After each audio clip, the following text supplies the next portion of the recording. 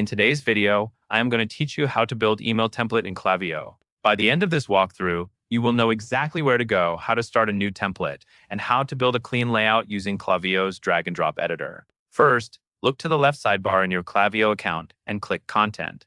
This is where Klaviyo keeps the assets you use for emails and other messaging. Once you are in Content, select Templates.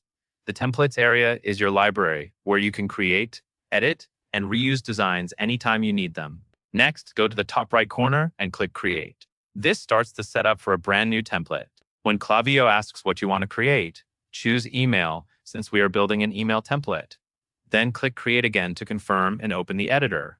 At this point, you will land in Klaviyo's latest drag and drop interface. This is the main workspace where you design your email. You will see a canvas in the center, which is the email layout, and you will also see a sidebar with content blocks you can add. Now, use the sidebar to build your template. Drag images onto the canvas when you want to add a logo, product photo, or banner. Drag text blocks where you want headings, short descriptions, or body copy. Drag buttons when you want a clear call to action, like sending readers to a product page or a collection.